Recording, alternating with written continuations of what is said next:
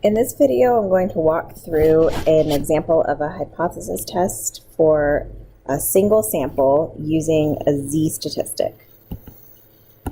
So we'll work with the same example from the previous lecture. And in that example, our research question was, do people rate others as more attractive if they believe that their personality is good? And in the design for this example, we collected data from 64 students at Sac State, and each one of those students was asked to rate a picture for attractiveness. But before they rated the picture, they were told a positive story that had some good personality traits with the person in the photo. And the result of that is that our sample on average rated the individual in the photo with a score of 6.2 on the attractiveness scale. And if you recall from the previous lecture, we were also told some information about the population. So the comparison population, or the Sac State students that we're comparing our sample to, on average typically rate attractiveness on a scale of 0 to 10 with an average of 5 and a standard deviation of 2.58. So that's what we know about the population. Mu is equal to 5 and sigma is equal to 2.58. And then if we squared sigma, we could get the variance of the population, which is 6.67. We also know N, or our study sample size, is 64. And finally, we know that our sample mean, or the mean of our study, is 6.2. So first, let's just recall the 5 steps of hypothesis testing. I have them on the slide here, and as I move through the example, you'll see them one by one. So in step 1 of hypothesis testing, we need to state the hypotheses and the populations. And more specifically, we're stating the hypotheses, but in terms of the population. Population 1 is going to be the population that our sample is representing. So in this case, we'll say population 1 is the population of individuals who are told the story of good personality traits, right? So population, and in this case, it's specifically Sac State students, right? So it's the population of Sac State students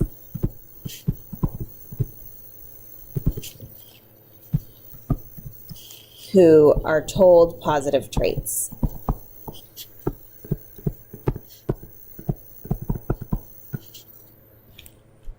Before rating someone for attractiveness, right? And population 2, in this case, is the comparison population. And remember, in our research question, we wanted to know if people who are told positive traits rate someone as more attractive than people who are not told positive traits, right? So, or who are not told anything at all. So they're just ranking someone for attractiveness with no information about the person. So it's population of Sac State students with no prior information. Okay, so we have our populations now, population 1 and population 2, and we can now state our hypotheses in terms of these populations. So let's start with the research or the alternative hypothesis, and I'm going to denote that with HA for alternative. So the alternative hypothesis, if you recall, is that population 1 will have a higher mean rating than population 2, right? Because our research question is whether population 1 will rate individuals as more attractive. So that would correspond to a higher mean rating. So here we'll say that population 1 has a higher mean attractiveness rating than population 2. And then our null hypothesis, and I'll denote that with H sub 0, or we call that H naught, and that is typical notation for the null hypothesis. So the null hypothesis, remember, has to be it has to cover everything that's not covered in the research hypothesis. It needs to be the exact complement. So population 1 has a rating, if it's not higher than, then it would have to be either the same as or lower than, right? So it has a rating that is equal to or lower than the rating for population 2.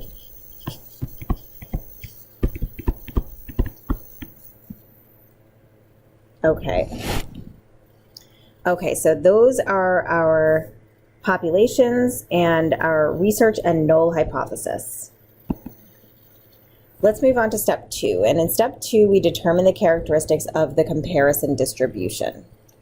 So in this step, we employ all of the tools from our toolbox, which are the pieces of information that we know about the population. So remember that the comparison distribution here is called the distribution of means. That's the comparison distribution. And we can determine some characteristics of the comparison distribution based on information we know about the population, the comparison population. Okay.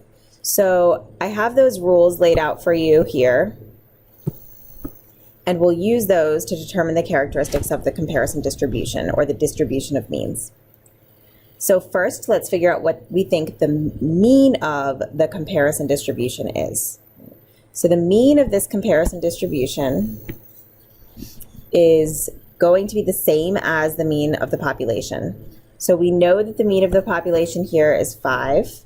So that means that mu sub m, or the mean of the distribution of means, is also going to be equal to 5. Okay, that was easy. Let's move on to the variance of the distribution of means. And we know that the variance of the distribution of means is going to be equal to the variance of the population divided by n. So if I go ahead and I compute that, then I will get sigma squared sub m is equal to 6.67 divided by 64. And if I calculate that, I get a value of 0.104. Okay, so that's my variance of the distribution of means.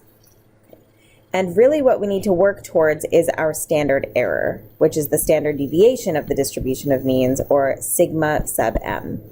That's the standard error.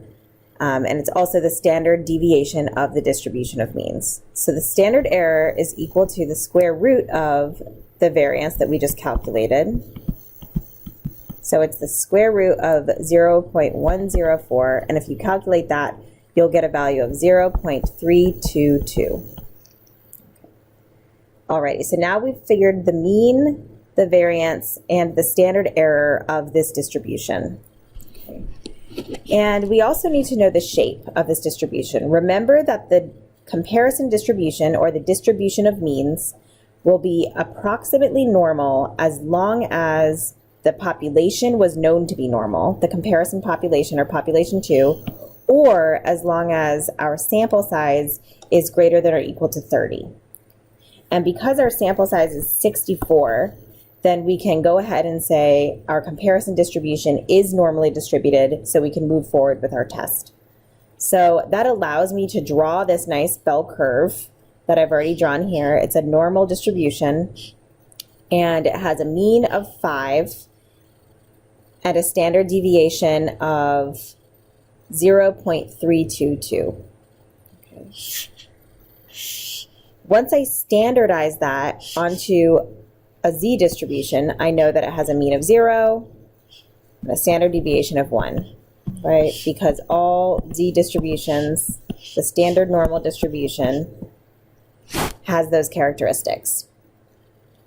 Okay. So this is the distribution that I'm working with. This corresponds to mu equals 5. Right. Okay, let's move on. In step 3 of hypothesis testing, we need to determine the critical cutoff value for our test, for our statistical test. So I have the research question repeated here just as a reminder. The research question was, do people rate others as more attractive if they believe that the individual they're rating has a good personality, if they're kind, loyal, supportive, etc.? So specifically, we are looking to see if the ratings will be higher in population 1 than in population 2, right? So we're looking to see if population 1 has higher mean ratings than population 2. So it's specifically a one-tailed test, right? I'm not asking if the ratings will be different. I'm asking specifically if they'll be higher. So I'm only going to be looking for an effect in this tail over here. So I'm doing a one-tailed test, and from the very first slide, you'll have to go back and confirm for yourself or trust me on this. We said we'll use a significance level of 0.05. Right, so I'm doing a one-tailed test with a significance level of 0.05. So that means my critical cutoff score is going to be positive 1.64. So I'm going to put that on my distribution, and I guess to be thorough, that's on the standardized distribution, right? So I could put my mean, my standard deviations on this distribution, and I have my critical cutoff score is this point right here. Right. So this is the value at which, if my sample's z-score falls beyond that score or in this rejection region, I will reject my null hypothesis.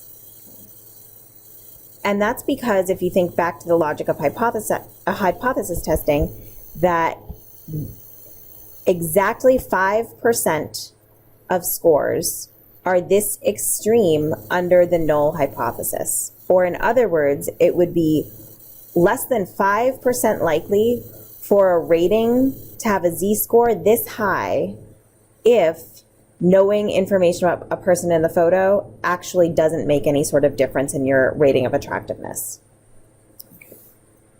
Alrighty, so that's what we're working with for our comparison distribution. So we now know that our comparison distribution, I'll draw it again. For the z-test, it's always a standard normal distribution that we're drawing, right? My critical cutoff value, I'll call that CV equals 1.64, and I shade in my rejection region. Okay, so now I need to calculate my sample's z-score so that I can map it on to this comparison distribution. And remember, the formula for z, in this case, when our comparison distribution is the distribution of means, is my sample mean minus the mean of the distribution of means over the standard deviation of the distribution of means, or in other words, the standard error. So that's the formula we're using here. So that brings us to my sample mean. My sample, remember, on average, rated the person in the photo with a rating of 6.2. Remember also that I know that my mean of the distribution of means is 5. And also I know that my standard error is 0.322. That's the standard deviation of my comparison distribution. So if I calculate that, I get a z-score for my sample of 3.73. So let's see, my z-score is way out. If this is 1 standard deviation above average, 2 standard deviations above average, this one here is 3 standard deviations above average. So my z-score is actually way out here somewhere, right? Z equals 3.73. My sample score is certainly more extreme than the critical cutoff value of 1.64, and you can see that visually because it is in fact in this rejection region on my diagram. So it's definitely beyond the critical cutoff value. So in step 5, we can determine whether or not we should reject the null hypothesis. Okay. So my sample z-score was 3.73, right? My critical cutoff value